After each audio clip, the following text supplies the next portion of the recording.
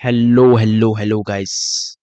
आ गया लेके यार Striver A to Z S D sheet का क्वेश्चन नंबर 17, जो कि आर्मस्ट्रॉन्ग नंबर, कोई भी नंबर आर्मस्ट्रॉन्ग नंबर है या नहीं, वो चीज हमें क्लैरिफाई करना है। देखो, सबसे पहले क्वेश्चन देखते हैं।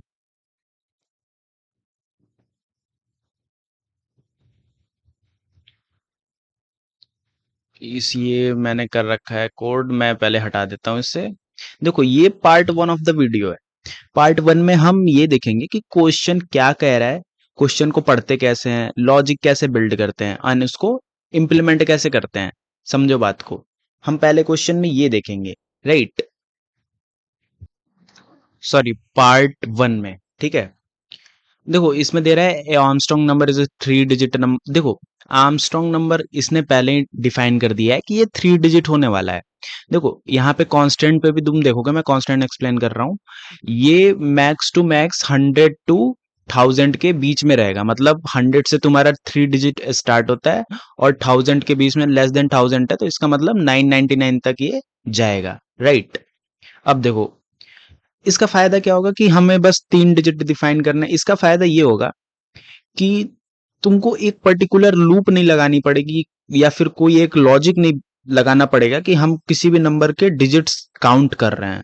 बट हम इस क्वेश्चन में देखने वाले हैं कि आर्मस्ट्रॉन्ग नंबर, क्योंकि इंटरव्यू में देखो इतनी छोटी मोटी चीज ऐसा तो थोड़ी है, वो बोलेंगे हाँ 3 डिजिट का ही तुमको बताना है, 4 डिजिट का ही बताना है ना? ये चीज डिफाइन करके नहीं देंगे तुमको, कॉमन अप्रोच या कॉमन फंक्शन बनानी होगी। तो सबसे पहले हम देखते हैं आर्मस्ट्रॉन्ग नंबर हम किस चीज को बोल रहे हैं, उस चीज को बड़े प्यार से देखते हैं। अब देखो, सबसे पहले एग्जांपल ले लो तुम, 153। 153 जो को है ना, तो इसमें हम चेक करेंगे कि डिजिट्स कितने हैं। डिजिट्स 3 है। तो अगर तुम 1 का क्यूब और 5 का क्यूब और 3 का क्यूब को ऐड करोगे ना, तुम कैलकुलेटर से ऐड करके देख लो, तो तुम्हारा ओवरऑल जो सम आएगा वो 153 के ही इक्वल आएगा।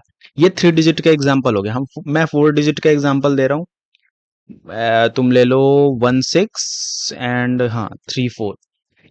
ये सबसे पहले देखेंगे कि इसमें डिजिट कितने हैं। 4 डिजिट हैं। तो तुम 1 to the power 4, 6 to the power 4, 3 to the power 4, 4 to the power 4 calculator से कैलकुलेट करके देख लो, तुम्हें यही नंबर रिसीव होगा, 1634 सॉरी। अब एक और हम लेते हैं, 5 डिजिट का एग्जांपल लेते हैं। 5 डिजिट का एग्जांपल हो गया तुम्हारा जैसे 547 एंड हाँ 48, ठीक है। अब देखो, इसको भी तुम टोटल नंबर ऑफ डिजिट्स यहाँ देखोगे 5 है। तो 5 to the power 5, 4 to the power 5, 7 to the power 5, 4 to the power 5, 8 to the power 5, इन सब का सम निकालोगे ना, तो ये इसी नंबर के, ये जो नंबर है तुम्हारे इसी नंबर के इक्वल आएगा, ठीक है दोस्त? अब देखो, इसी इसी नंबर के इक्वल आएगा। अब देखो, हम सबसे पहले अप्रोच बिल्ड करेंगे कि यार इस नंबर को सॉल्व कैसे करें। मतलब हमें 3 डिजिट 4 डिजिट से फर्क नहीं पड़ता है। हम बस सोचेंगे यार, हम इसको कैसे सोचेंगे, लॉजिक सोचो। ये पार्ट वन में मैं ब्रूट फोर्स बताऊंगा, पार्ट टू में और ऑप्टिमाइज करेंगे, पार्ट थ्री में ऑप्टिमाइज करेंगे, और भगवान साक्षी हैं, अगर तुम ये वीडियो तुमने देख ली, ये सीरीज तुमने फॉलो कर ली, पूरे यूट्यूब पे ऐसी सीरीज तुम्हें मिलेगी ही नहीं, और इस वीडियो से तुम्हें दिमाग में नहीं घुसा, तो जितनी गंदी गाली उतनी गंदी गाली लिख कर जाना, ठीक है दोस्त? अब देखो, इसमें क्या है, सबसे पहले हम ये सोचेंगे, मोटा मोटा क्या सोच सकते हैं कि यार हमको आर्मस्ट्रॉन्ग नंबर चेक करना है। तो हम क्या करेंगे, सबसे पहले ये जो नंबर है एन है, उसके डिजिट काउंट कर लेंगे कितने डिजिट हैं। और फिर क्या करेंगे, हमको जब डिजिट पता चल जाएंगे तो कितने पावर लगाने हैं हमको वो भी पता चल चल जाएगा। क्योंकि 3 डिजिट होंगे तो 3 पावर लगाने होंगे, 4 डिजिट होंगे तो 4 पावर लगाने होंगे, ठीक है। और वो एक एक डिजिट का हम जैसे क्या करेंगे, उस नंबर से एक एक डिजिट निकालते थे पहले, सारे सीरीज में बताइए कैसे डिजिट निकालते हैं, रिवर्स नंबर में बताया, पैलिंड्रोम नंबर में बताया, वो पता है कि लास्ट डिजिट ऐसे एक एक करके कैसे निकालते हैं। तो एक एक डिजिट करके निकालेंगे, उस पर पावर चढ़ाएंगे, और फिर उसको एक सम नाम के वेरिएबल में स्टोर करते जाएंगे। फिर दूसरा डिजिट निकालेंगे, उस पर पावर चढ़ाएंगे और सम नाम के वेरिएबल में स्टोर कर देंगे। और फिर क्या करेंगे, उस सम वेरिएबल को ओरिजिनल नंबर से कंपेयर करेंगे। अगर ये ओरिजिनल नंबर, ये चीज, और सम वाला जो हमारा स्टोर्ड वैल्यू है, दोनों इक्वल आता है, तो वो आर्मस्ट्रॉन्ग नंबर होगा। समझो लॉजिक, समझो। देखो कैसे क्वेश्चन को अप्रोच करते हैं, ये देखो। तो सबसे पहले मैंने क्या बोला कि डिजिट काउंट करेंगे।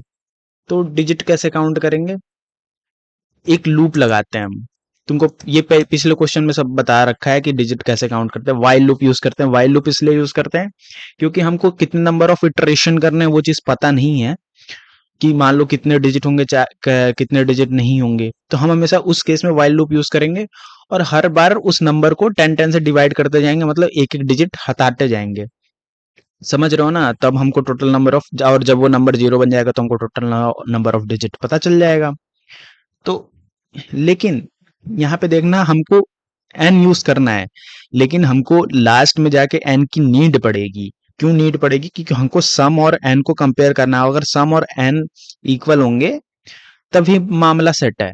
तो हम एन को छेड़छाड़ नहीं करना चाहते हैं, यहाँ पे एन की वैल्यू प्रिजर्व रखना चाहते हैं। तो हम क्या करेंगे कि नया वेरिएबल डिफाइन कर लेंगे कि उसको एन की वैल्यू से इक्वेट कर देंगे, और जो छेड़छाड़ी करनी होगी लूप में, उसको डिवाइड करना हो, मल्टीप्लाई करना हो, उसको टेम्प नाम के वेरिएबल से उसका काम करते रहेंगे। एन को हम सिक्योर्ड रखेंगे। समझा दोस्त?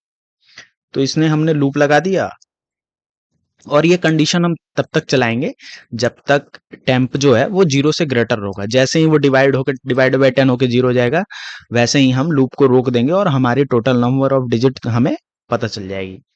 अब देखो, हमको एक वेरिएबल ऐसा भी चाहिए होगा ना जो काउंट कर रहा हो।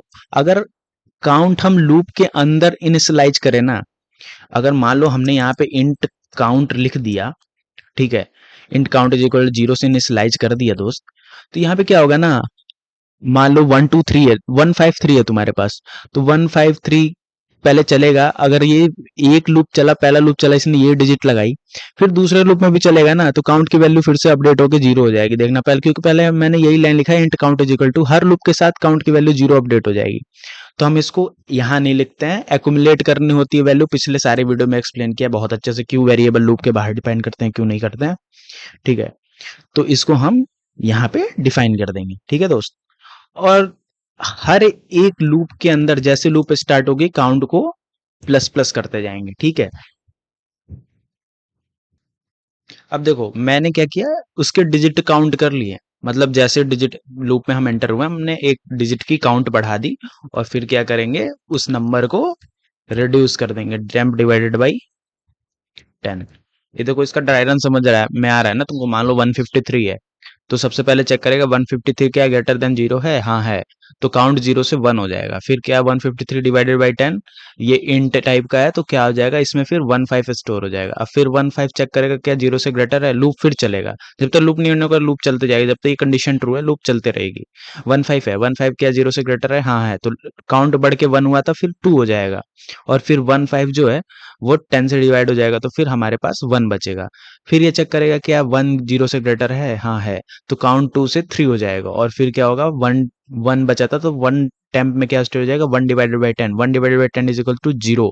तो फिर क्या ये चेक करेगा कि क्या ये टेम्प 0 से ग्रेटर है? 0 ग्रेटर देन 0, ये कंडीशन फॉल्स है, मतलब ये लूप नहीं चलेगा, और हमारे पास इस काउंट वेरिएबल में जो ग्लोबली हमने डिफाइन किया, इसमें वैल्यू 3 आ जाएगी, मतलब हमने काउंट कर। अब देखो, तुमको ये कंफ्यूजन आ रही होगी, हमने पहले क्यों काउंट करा है, बाद में डिजिट को वो किया है, रिड्यूस करा है। तुम कोई नहीं, तुम काउंट प्लस प्लस नीचे भी कर सकते हो, और काउंट प्लस प्लस ऊपर भी कर सकते हो। लूप के अंदर सेम चीजें हो रही हैं, या ऊपर करो या नीचे करो, उसमें कोई एज सच कोई बहुत ज्यादा फर्क नहीं पड़ने वाला है।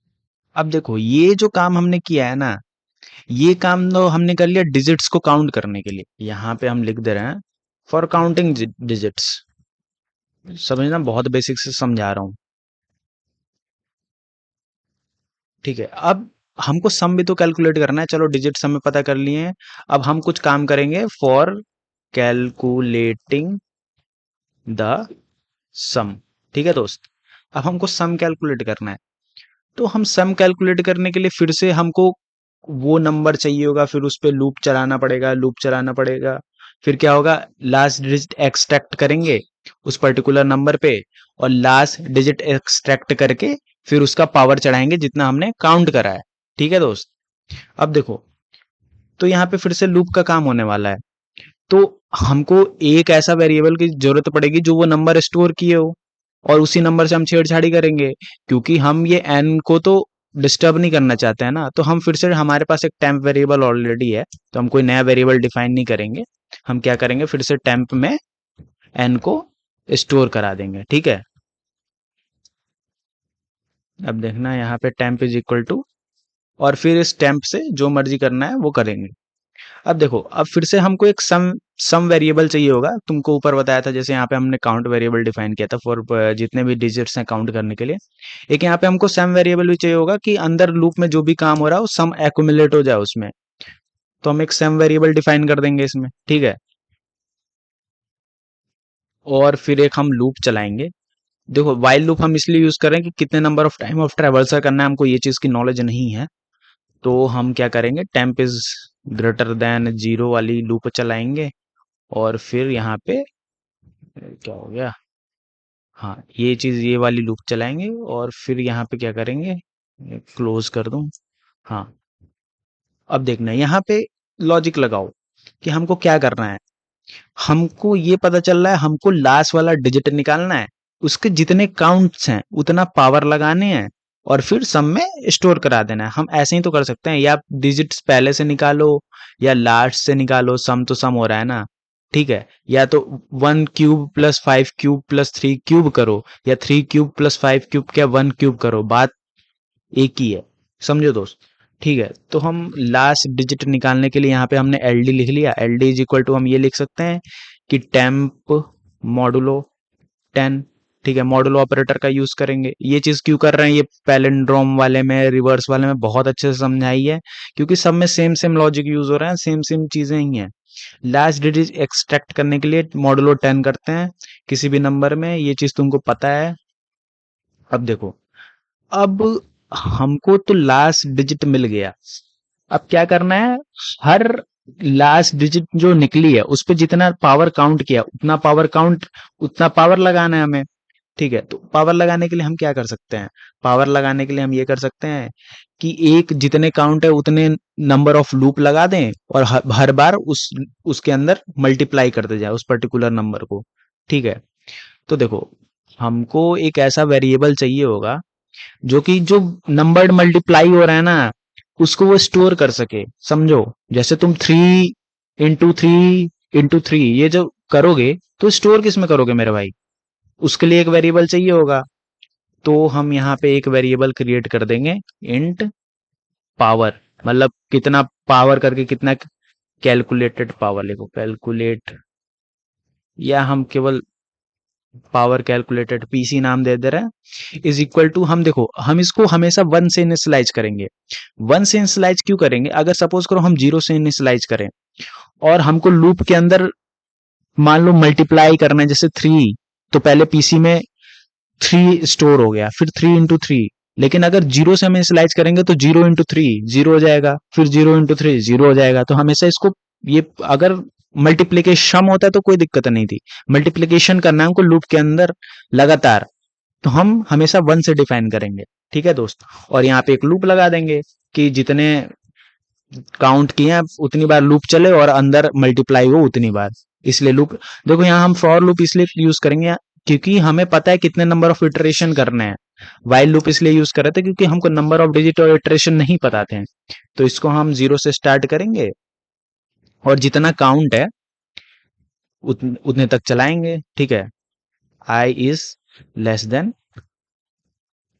काउंट, या इसको ऐसे भी कर सकते हो कि यहाँ इसको 1 से स्टार्ट करके count less than equal to कर सकते हो, लेकिन 0 से स्टार्ट करते हैं लोग, कोई दिक्कत नहीं है। और फिर हर बार आई को प्लस करते जाएंगे। अब अंदर क्या करना है, हमको पावर कैलकुलेट करनी है। तो power calculated is equal to power calculated into जो लास्ट डिजिट निकली है हमारी एलडी। ठीक है दोस्त, ये चीज जो है, ये पूरा लूप हमें क्या काम करके देगा, हमें ये इस पर्टिकुलर एक पर्टिकुलर नंबर के लिए कैलकुलेटेड पावर कैलकुलेट करके देगा फाइनल। जैसे ये हमको 3 के लिए 27 करके 27 कैलकुलेट करके देगा पीसी। अब देखो, अब हम क्या करेंगे, अब हम ये करेंगे, हमें पावर कैलकुलेटर एक डिजिट के तो मिल, अब क्या करेंगे उसको सम नाम के वेरिएबल में हम स्टोर करा देंगे, क्योंकि हमको पावर कैलकुलेशन तो मिल गया, sum is equal to sum plus power calculated एक एक डिजिट के लिए करेंगे ना, तो आखिरी में फिर जब लूप खत्म हो जाएगी तो सारे डिजिट खत्म हो जाएंगे और ये जो एक्यूमुलेटेड इस वेरिएबल में जो बचेगी हमारी फाइनल सम वैल्यू बचेगी। समझो इस बात को। अब देखो ये चीज तो हमने कर दिया, मतलब ये एक डिजिट के लिए काम हुआ, और फिर क्या करेंगे, उस डिजिट का तो काम खत्म अब मेरे पास, तो उस डिजिट को के नेक्स्ट लाने के लिए नेक्स्ट लूप से उसको temp is equal to temp divided by 10 कर देंगे। ठीक है, समझो।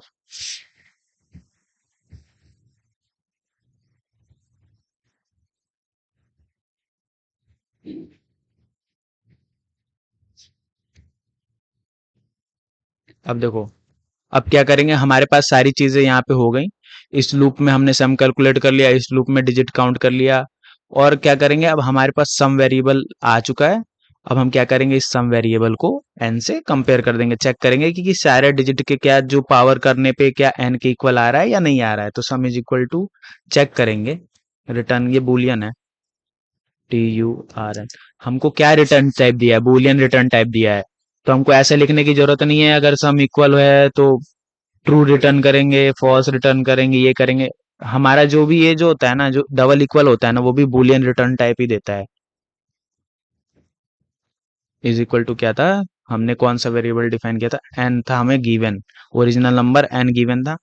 तो देखो ये जो काम करेगा ना, देखना रिटर्न टाइप, हम ये नहीं लिखेंगे if sum equal equal to N तो रिटर्न ट्रू, इल्स अगर इक्वल नहीं है तो रिटर्न फॉल्स। ये जो स्टेटमेंट है ना, ये दो तीन चार लाइन की काम ये पर्टिकुलर एक स्टेटमेंट कर सकता है।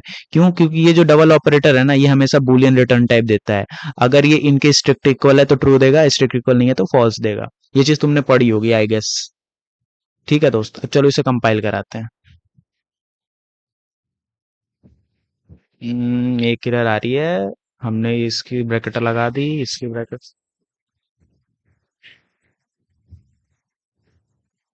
हाँ देखो, सारे टेस्ट केस ये पास हो गए। अब इसे सबमिट करते हैं। देखो सक्सेसफुली सबमिट हो गया। अब देखो ये पार्ट वन था, अब पार्ट टू में नेक्स्ट वीडियो में इसको और ऑप्टिमाइज करेंगे, कोड थोड़ा छोटा हो जाएगा। ये सबसे बेसिक जो दिमाग पहले चलती है ना, मैं उससे कोड करना स्टार्ट करता हूँ कि तुमको कुछ समझ नहीं आ रहा, कुछ चीजें नहीं पता है, तुमको बस लूप पता है कैसे काम होता है, वेरिएबल कैसे डिफाइन करते हैं, लूप कैसे चलाते हैं, तुमको बस इसकी नॉलेज है। तो ये अप्रोच है तुम्हारे लिए। और अब देखो, तुम पार्ट टू भी देखो, पार्ट थ्री भी देखो, पार्ट फोर भी देखो, कैसे कैसे ऑप्टिमाइज करते हैं। तो समझो, डीएसए घुस जाओ, डीएसए में पहला ऐसा चैनल है जो मैं ऐसे पढ़ा रहा हूँ, कोई किसी ने नहीं पढ़ा है। चलो, stay tune for part two.